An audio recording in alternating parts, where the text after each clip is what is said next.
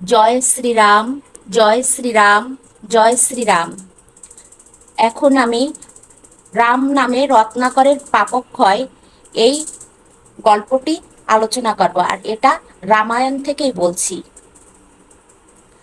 মানুষ মারিয়া আমি আনি যত ধন, মম পাপ ভাগী তুমি হও একজন। এই কথা রত্নাকর তার বাবা চ্যবনমুনিকে বললেন। তখন তার বাবা উত্তর করলেন, কোন শাস্ত্রে শুনিয়াছ, কে কহে তোমারে, পুত্রকৃত পাপ ভাগ লাগিবে পিতারে। অজ্ঞান বালক, মানে বাবা বলছে যে তোমার যে পাপ তা আমার কি করে লাগবে, তুমি কি অজ্ঞান, বোকা। কভু পিতা পুত্র হয়, পুত্র হয় পিতা। যখন বালক ছিলে পিতা ছিনু আমি। যখন তুমি ছোট ছিলে তখন আমি তোমার বাবা ছিলাম, আর এখন আমি বয়স্ক হয়েছি, বৃদ্ধ হয়েছি, এখন তুমি আমার বাবা। এখন তুমি কি করে এনে খাওয়াবে, হ্যাঁ, সেটা আমার দেখার দরকার নেই। তোমার পাপ তোমার, তোমার পাপের ভাগে আমি হব না। একথা তার বাবা তাকে সুন্দরভাবে বুঝাই দিলেন। এবার সে কার কাছে গেল? রত্নাকর তার মায়ের কাছে গেল।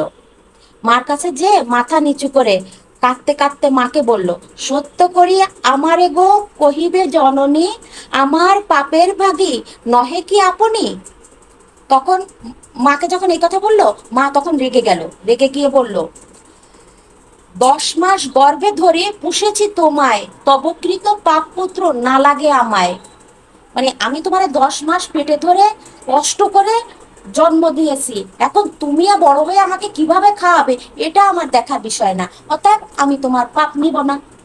একেবারে সোজা হিসাব। এবার কি করবে?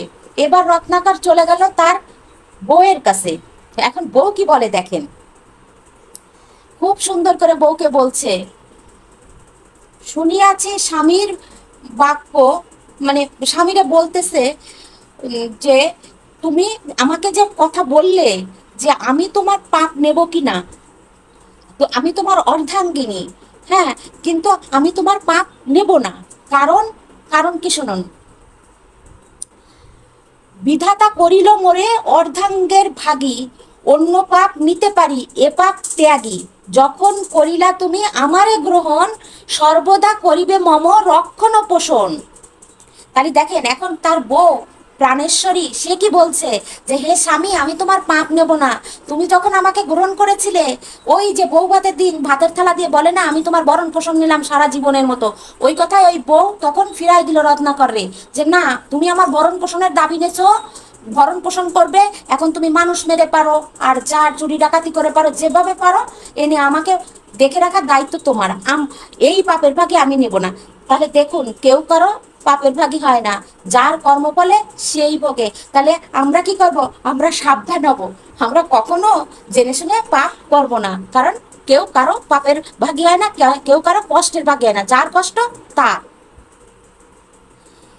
কেমনে তরিব আমি এ পাপ সাগরে ডুবিনু, পাপেতে মোর কি হবে গতি, কাঁদিতে লাগিয়া দস্যু ভরিয়া ভাবিয়া দুষ্কৃতি। মানে এখন রত্নাকরের চোখের জল আর মানাচ্ছে না, হায় রে, কেউ আমার পাপ নিল না, এখন আমি কি করে এর থেকে মুক্তি পাবো।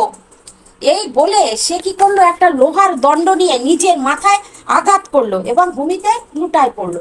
তার কিছুক্ষণ পর জ্ঞান ফিরলো, উঠলো, উঠে কি করলো, সোজা যেয়ে কি করলো, ব্রহ্মার পায় দণ্ডবত হইয়া ব্রহ্মার পায়ে ধরলো। ব্রহ্মা তো এই প্রশ্ন করতে বলছিল এবং দূরে দাঁড়িয়েছিল, একে একে জিজ্ঞাসিনু আমি সবাকারে, মম পাপ ভাগী কেহ নাহি কেউ এ সংসারে। এখন ব্রহ্মারে বলতেছে যে আপনার কথা মতো আমি সবার কাছে শুনলাম, কেউ আমার পাপ নিল না, আমি এখন কি করব। তখন আপনি করিয়া কৃপা দিলা দিব্য জ্ঞান, আপনি আমারে দয়া করে যে দিব্য জ্ঞান দিলেন, দেখো তোমার পাপ কেউ নেই কিনা, আমি জিজ্ঞেস করলাম, কেউ আমার পাপ নিল না, এখন এই পাপের থেকে আমি কিভাবে পরিত্রাণ পাবো। এই বলে ব্রহ্মার কাছে রত্নাকর কান্নাকাটি শুরু করলো। তাহলে দেখলেন তো, কেউ কারো পাপ নেয় না। আসুন আমরা পাপকর্মে কখনো জেনে শুনে লিপ্ত হব না। জয় শ্রীরাম, জয় শ্রীরাম। পরবর্তী অংশ পরবর্তী পর্বে বলবো। সবাই ভালো থাকুন, ঈশ্বর সবার মঙ্গল করুন।